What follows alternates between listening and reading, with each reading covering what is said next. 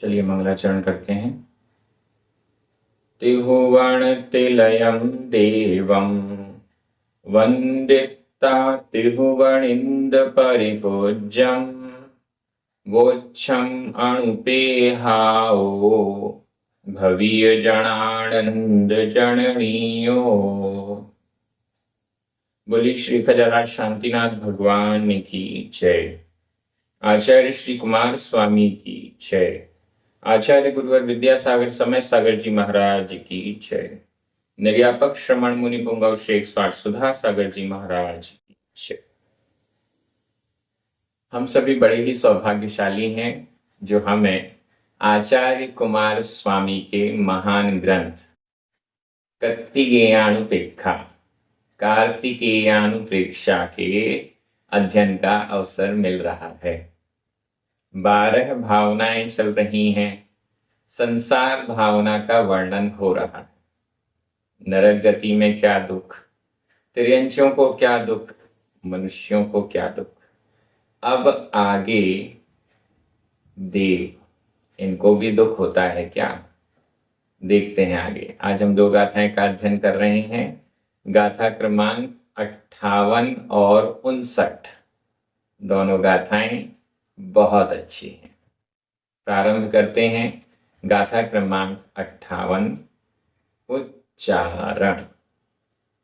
अह अह, कह कह, we we, हवदि हवदि, देवो देवो, तस्स आधा सा पूरा सा, तस्स, वि, जायेदि जायेदि, मानसम मानसम, दुःखम आधा का ख, दुःखम दुःखम, दठूण आधा टा ठ, दठूण दठूण, महढीणम महढीणम आधा डाढ, महढीणम,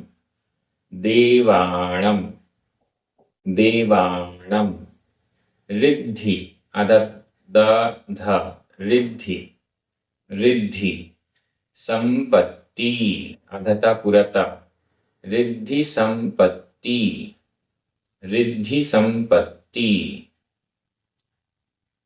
अह कह विहवदि देवो, अह कह विहवदि देवो, तस्य विजायेदि मानसं दुःखं, तस्य विजायेदि मानसं दुःखं, दठूण महढीणं दठूण महढीणं, देवाणं रिद्धि संपत्ति देवाणं रिद्धि संपत्ति। बहुत अच्छी गाथा। मनुष्य से अब देव गति की ओर ले जाया जा रहा है। अह अथ, अब, इसके आगे अथवा अथवा, कहवी, कैसे भी, किसी भी तरह से। वैसे तो मुश्किल है देव पर्याय को प्राप्त करना, फिर भी कहवी, कैसे भी, मनुष्यों के दुख से दुखी, कष्ट में रहने वाला व्यक्ति पापों में डूबा हुआ है अगर, तो नरक जाएगा।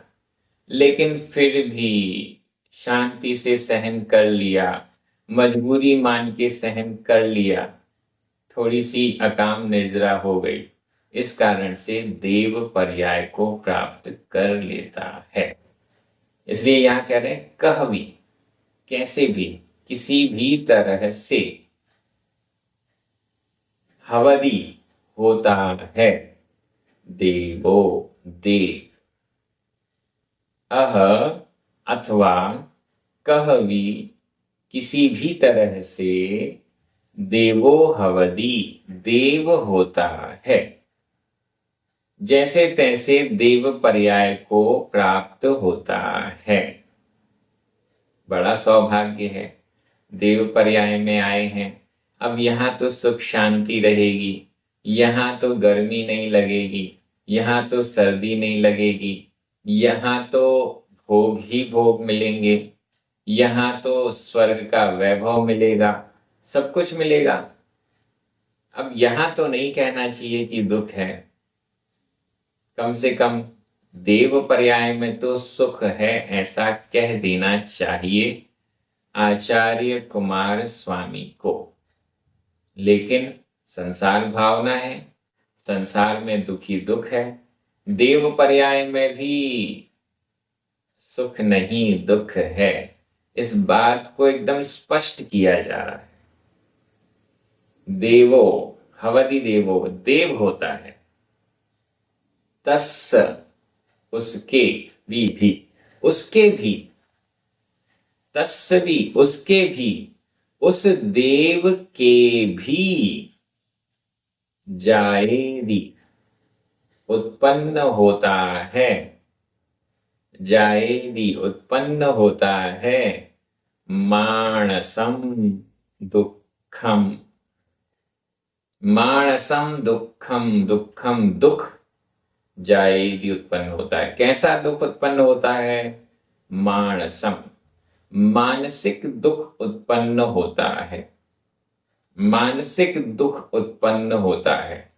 मानसिक दुख, शरीर में कोई कष्ट नहीं है, शरीर एकदम बहुत अच्छा है, शरीर में कोई रोग नहीं है, कोई भूख नहीं लग रही, कोई प्यास नहीं लग रही, कुछ नहीं, सर्दी गर्मी कुछ नहीं, कोई दुख शरीर संबंधी नहीं है। लेकिन मानसम दुखम, मन में दुख है, मानसिक दुख है। ये कैसा दुख होता है? जो शारीरिक दुख में फंसा हुआ है वो मानसिक दुख को क्या जाने। मानसिक दुख भी एक दुख है। कभी कभी, वैसे हम मनुष्य हैं, हमें तो हर प्रकार का दुख होता है। मानसिक दुख में व्यक्ति ऐसा टूट जाता है, सुख सुविधाओं से संपन्न होते हुए भी मन में कुछ किसी ने गाली दे दी, अब वो गाली बार बार मन में घूम रही है। चांटा नहीं मारा, हाथ पैर नहीं तोड़े, कुछ नहीं किया, बस ऐसा कुछ कह दिया जो मन में टीस बन के, कांटा बन के चुभ गया। अब वो कांटा कुछ करने नहीं दे रहा है।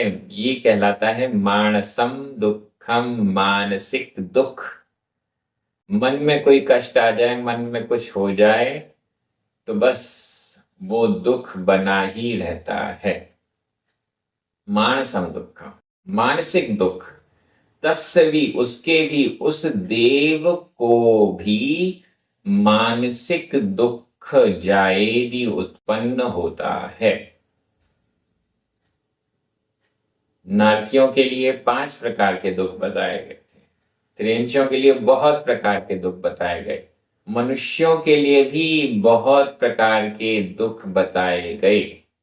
लेकिन देवों के पास वो वाले दुख नहीं है जो नारकियों के पास, त्रियंचियों के पास हैं या मनुष्यों के पास। देवों के दुख की क्वालिटी अलग है। ऐसा मानसिक दुख हमें नहीं होता जैसा उन देवों को होता है। मानसिक दुख हमें भी होता है, लेकिन उसकी क्वालिटी वो नहीं होती। उसका कारण पर भी आगे चर्चा करेंगे आगे आने वाली गाथा में। लेकिन यहां तो स्पष्ट किया गया, तस्य भी उसके भी, उस देव के भी मानसम दुखम, मानसिक दुख होता है, जायेदी उत्पन्न होता है। कैसे होता है? दठूण, दठूण देख कर, दठूण देख कर। किसको देखकर? महड्ढीणम, महड्ढीणम महान रिद्धियों वाले देवों को, देवाणम देवों के, महड्ढीणम देवाणम, महर्धिक, महर्धिक जिनकी रिद्धियां महान हैं, बड़ी हैं, ज्यादा हैं, महर्धिक देवाणम देवों की, रिद्धि संपत्ति रिद्धियां और संपत्ति को, दठूण देखकर, मानसम दुखम मानसिक दुख, जायेदी उत्पन्न होता है। मेरे पास तो कुछ भी नहीं है, उस देव के पास तो इतनी सारी संपत्ति है। मेरे पास तो कुछ ही देवियां हैं, उस देव के पास तो बड़ी सुंदर सुंदर, मुझसे ज्यादा संख्या में देवियां हैं, दासियां हैं, नौकर चाकर हैं, बड़े सुंदर सुंदर विमान हैं, उसके आभूषण मुझसे ज्यादा सुंदर हैं। ये सब देख देख कर, रिद्धि और संपत्तियों को देख देख कर, मानसम दुखम, मन ही मन कह कुछ नहीं सकता, बड़ी समस्या है। क्यों? बड़ा देव है, कह तो कुछ नहीं सकता, लेकिन अंदर ही अंदर जलन हो रही है। अंदर ही अंदर जलन के कारण वो दुखी हो रहा है। मेरे पास जो है उससे तो वो संतुष्ट नहीं हो रहा, लेकिन दूसरे के पास मुझसे ज्यादा क्यों है, इस कारण से वो दुखी हो रहा है। कई बार हमारे साथ भी ऐसा होता है, पड़ोसी ने अगर अपना मकान हमसे ज्यादा सुंदर बना लिया तो हम जलने लग जाते हैं। पड़ोसी के पास यदि हमसे अच्छी गाड़ी आ गई तो हम जलने लग जाते हैं। पड़ोसी की दुकान हमसे ज्यादा अच्छी चलने लग गई तो हम दुखी हो जाते हैं। हम ये नहीं देखते कि हमारी दुकान भी तो अच्छी चल रही है, जितना हमें चाहिए है हमें मिल रहा है, जितना मकान हमारा बड़ा होना चाहिए, सुंदर होना चाहिए, उतना है। इसको हम नहीं देखते, इसको कोई नहीं देखता। वो तो ये देखते हैं कि बगल वाला हमसे ज्यादा सुंदर क्यों, बगल वाला हमसे ज्यादा धनवान क्यों, बगल वाला हमसे ज्यादा संपत्तिशाली क्यों हो गया है।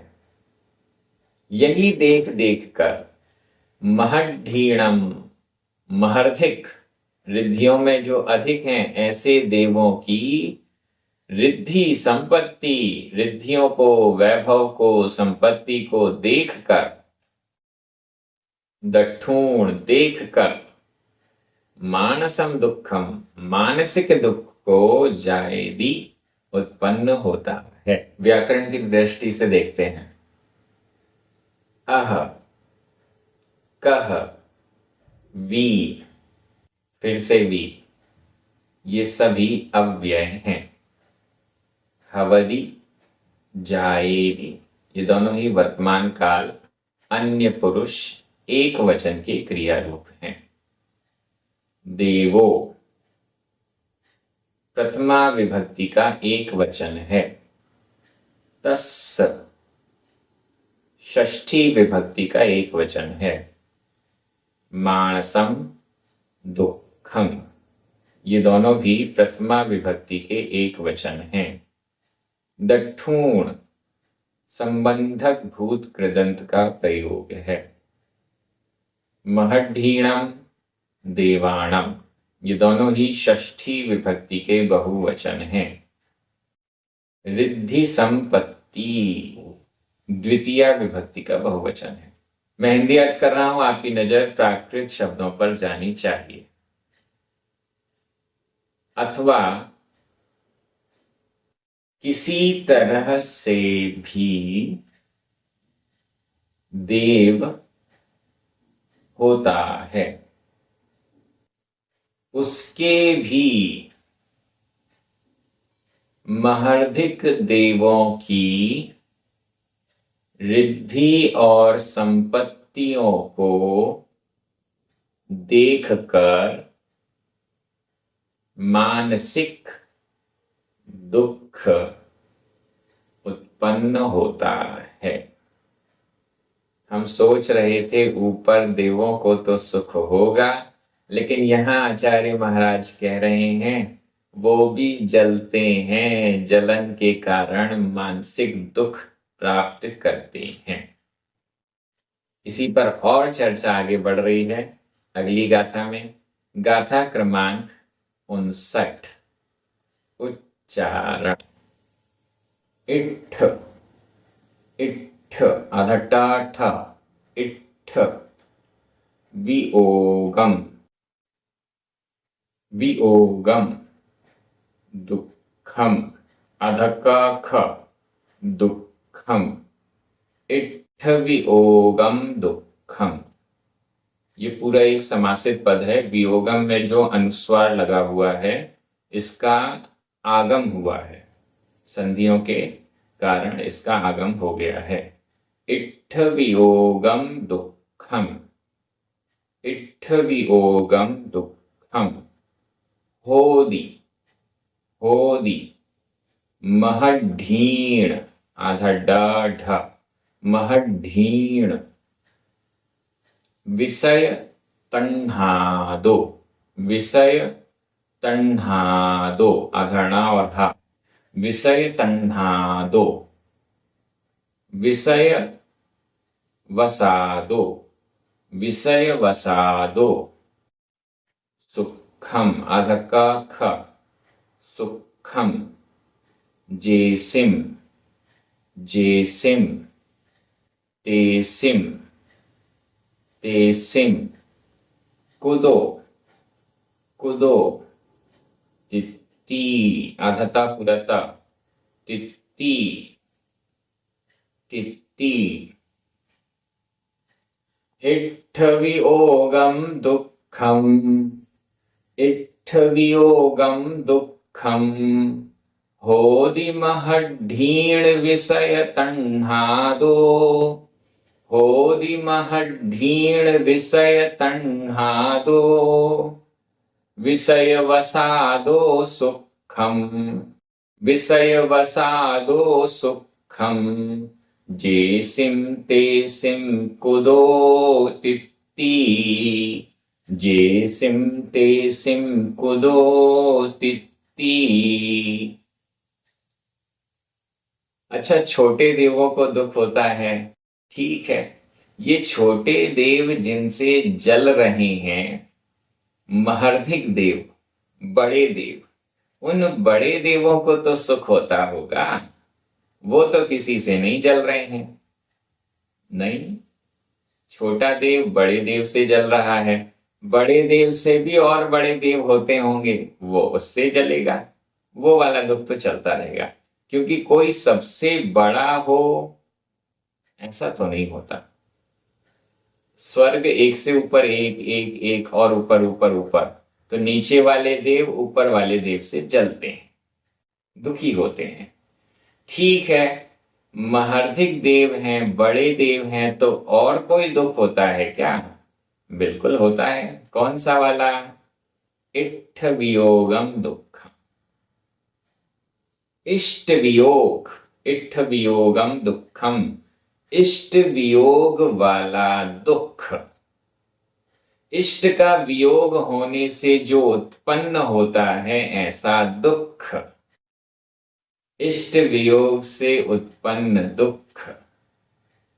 इष्ट वियोग ऐसी वस्तु जो हमें बड़ी प्रिय है, वो प्रिय वस्तु गुम जाती है, नष्ट हो जाती है, खराब हो जाती है, इसके कारण हमें दुख होता है।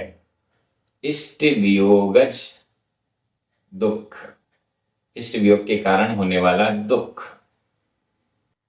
अब इस इष्ट वियोगज दुख में जितना ज्यादा हमारा उस वस्तु से राग है, दुख भी हमें उतना ही अधिक होगा। जितना अधिक राग हमारी वस्तु से हमें है, उतना ही अधिक दुख हमें उसके जाने पर होगा। जितना अधिक सुखी मैं अपने आप को उस वस्तु के प्राप्त होने पर मानता हूं, उतना ही अधिक दुखी मैं हो जाऊंगा उस वस्तु के वियोग में। महद्धीणम इष्ट वियोगम दुखम, इष्ट वियोग वाला दुख होदी होता है। किसको होता है? महद्धीणम, महर्धिकों के, बड़े देवों के, महारिद्धि वाले देवों के भी सुख नहीं है। क्यों नहीं है? क्योंकि ये सुख सामग्री वियोग वाली है, नष्ट होने वाली है। मरते समय देवता भी विलाप करते हैं। मरते समय देवताओं को पता चल जाता है, अवधि ज्ञान होता है, देवताओं को पता चल जाता है कि अब मेरा मरण होने वाला है। 6 महीने पहले उनके गले में जो मंदार माला है, वह मंदार माला मुरझाने लगती है, उसका तेज फीका पड़ने लग जाता है। देव उस माला को देखता है, अवधि ज्ञान लगाता है कि ये क्यों हो रहा है, मरण होने वाला है 6 महीने में। अब 6 महीने तक लगातार उसको ऐसा इष्ट वियोगज आर्त ध्यान होता है, ऐसा दुख होता है कि उसके पूरे जीवन भर का सुख सब खत्म। यहां कारण भी दिया है, विषय तन्हादो, मात्र इष्ट वियोग नहीं है। इष्ट वियोग का दुख क्यों है? विषय तन्हादो, विषयों के प्रति तन्हा, तृष्णा के कारण, विषयों के प्रति तृष्णा होने से पंचेंद्रियों के विषय और भोगूं और भोगूं और भोगूं, लेकिन ये तो अब छूटने वाले हैं। ये सोच सोच कर वो इतने दुखी होते हैं कि उनके सागरों पर्यंत आयु वाला जो सुख है वो भी भूल गए। इतना सुख मिल गया, संतोष नहीं है। 2 घंटे से एसी के अंदर बैठे हुए हैं ठंडक में, संतोष नहीं है, लेकिन 2 मिनट की लाइट गोल हुई और सब खराब हो गया। यही होता है, सागरों की आयु तक सुख सुविधा का भोग किया, विषयों में डूबे रहे। विषय तन्हा दो, तन्हा तृष्णा, विषयों की तृष्णा के कारण अब ये विषय छूटेंगे, अब मुझे मनुष्य लोक में जाना पड़ेगा, अब मुझे तिर्यंच बनना पड़ेगा, अब ये विषय भोग मेरे पास नहीं रहेंगे। ये सोच सोच कर ही मानसम दुखम, मानसिक दुख में डूबे रहते हैं। विषय वसादो सुखम जेसिम, जेसिम जेसिम, जिनके जिनके सुखम सुख, विषय वसादो, विषयों के वश हैं। विषय क्या है? ऊपर आया विषय तन्हा दो, नीचे आया विषय वसा दो। विषय क्या है? पंचेंद्रियों के विषय। 5 इंद्रियां, स्पर्शन, रसना, घ्राण, चक्षु, कर्ण। पंचेंद्रिय के विषय, स्पर्शन इंद्रिय का विषय स्पर्श, अच्छा अच्छा स्पर्श। जब मुझे अच्छा अच्छा स्पर्श होता है तब मैं अपने आप को सुखी मानता हूं। तो जब तक वो स्पर्श चलेगा तब तक सुखी मानेंगे, जैसे ही वो स्पर्श हटेगा सुख भी हट जाएगा। रसना, जब तक अच्छा अच्छा रस स्वादिष्ट भोजन मिलेगा तब मैं अपने आप को सुखी मानता हूं। जब ये स्वादिष्ट भोजन हटेगा तो दुख हो जाएगा। घ्राण इंद्री, सुगंध जब तक आ रही है तब तक सुखी हूं, जब सुगंध हटेगी तो दुख होने लगेगा। चक्षु इंद्री, वर्ण, कलर, अच्छा अच्छा रंगीन दिखेगा, वर्ण अच्छे अच्छे दिखेंगे, तब मैं अपने आप को सुखी मानूंगा। कोई ऐसा दृश्य आ गया जो कलर्ड नहीं है, जो थोड़ा सा काला पीला टाइप का है, तो दुखी हो जाऊंगा। कर्ण में अच्छे अच्छे मधुर संगीत सुनाई देंगे तो सुखी मानूंगा, लेकिन अगर कुछ कर्कश शब्द आ गया तो दुखी हो जाऊंगा। विषय वसादो सुखम, विषयों के वश जिनका सुख है, जैसिम जिनका, विषय विषादो विषयों के वश सुखम सुख है, तेसिम उनके,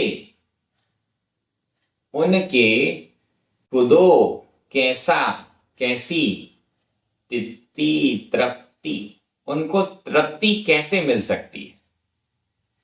जो विषयों से ही सुख प्राप्त कर रहे हैं, मान रहे हैं कि पंचेंद्रिय के विषयों में ही सुख है, ऐसा जो मान बैठा है उसको ते सिम उनके कुदो कैसे, कहां, तित्ती तृप्ति उनको तृप्ति किस प्रकार से हो सकती है, उनको संतोष किस प्रकार से हो सकता है। वो विषयों से ही सुख मान रहे हैं, वो पर से ही सुख मान रहे हैं, और पर पदार्थ तो कुछ समय तक ही टिकता है, हम अनित्य भावना में देख चुके हैं। तो वह सुख कब तक टिकेगा और उससे वो व्यक्ति तृप्त होगा कैसे। कभी भी विषयों से व्यक्ति तृप्त नहीं हो सकता। इसके लिए कई उदाहरण दिए गए हैं, जैसे अग्नि ईंधन से तृप्त नहीं होती, ईंधन डालते जाएंगे तो क्या अग्नि बुझ जाएगी? नहीं, कभी नहीं बुझने वाली। वैसे ही हम विषय भोगों से तृप्त नहीं होते, हमें ये विषय मिल जाएगा तो हम तृप्त हो जाएंगे, सुखी हो जाएंगे, नहीं, और चाहिए, दूसरा चाहिए, और चाहिए, इसी में लगे रहेंगे। तो विषयों से कुदो कैसी तित्ती तृप्ति, कोई तृप्ति नहीं मिलती, और जब तक तृप्ति नहीं है तब तक सुख नहीं है। विषय की तृष्णा के कारण ही वहां देव दुखी बने रहते हैं, और जब ये विषय छूटते हैं तो हालत ही खराब हो जाती है। बहुत अच्छी गाथा। महर्षीणम, महर्धिकों के, इट्ठ वियोगम दुखम, इष्ट वियोग जन्य दुख होदी होता है। कैसे होता है? विषय तन्हादु, विषयों की तृष्णा के कारण होता है। जैसिम जिनके विषय विषादो, विषय वसादो, विषयों के वश जिनका सुखम सुख है, विषयों के कारण जो अपने आप को सुखी मान रहे हैं, तेसिम उनके, कुदो तित्ती तृप्ति कैसी, किस तरह हो सकती है। वो कभी तृप्त नहीं हो सकते, वो कभी सुखी नहीं हो सकते। हम विषयों को हटाकर सुखी हो सकते हैं, लेकिन विषय भोगों के साथ सुखी नहीं हो सकते। बहुत बड़ी बात है, इस पर बहुत चिंतन आवश्यक है। जब देव पर्याय में जाएंगे तभी एक कंडीशन आएगी, ऐसा नहीं है। वर्तमान में मनुष्य पर्याय में भी यह कंडीशन है। देवों के लिए तो इसलिए कही गई है क्योंकि देवों में प्रधानता से यह दुख मात्र है, शारीरिक दुख नहीं है। मनुष्यों में अन्य भी दुख है, लेकिन ये भी एक दुख हम मनुष्यों को है। हम भी विषय भोगों में डूबे हुए हैं। जरा सा लाइट गोल हुई और सब खत्म, हमारा सुख खत्म, हमारी सुविधा खत्म। जरा सी हमारी सुविधा में ब्रेक लगा और हमारा दुख चालू हो जाता है। क्यों? क्योंकि हमने अपने आप को विषय भोगों में डुबो रखा है। व्याकरण की दृष्टि से देखते हैं, इट्ठ वियोगम दुखम, और नीचे तित्ती, ये प्रथमा विभक्ति का एक वचन है। होदी वर्तमान काल अन्य पुरुष एक वचन का क्रिया रूप है। महड्ढीणम षष्ठी विभक्ति का बहुवचन है। विषय तन्हादो, विषय वसादो, ये दोनों ही पंचमी विभक्ति के एक वचन हैं। विषय तन्हादो और विषय वसादो। सुखम, इसको भी प्रथमा विभक्ति का एक वचन ही है। जेसिम तेसिम, ये दोनों षष्ठी विभक्ति के बहुवचन हैं। कुदो अव्यय है। इस प्रकार से व्याकरण पूरी हो गई। मैं एक बार हिंदी अर्थ कर रहा हूं, आपकी नजर प्राकृत शब्दों पर जानी चाहिए। महर्धिक देवों के इष्ट वियोग जन्य दुख होता है विषयों की तृष्णा के कारण। जिनके विषयों के वश होने से सुख है, उनके तृप्ति कैसे हो सकती है?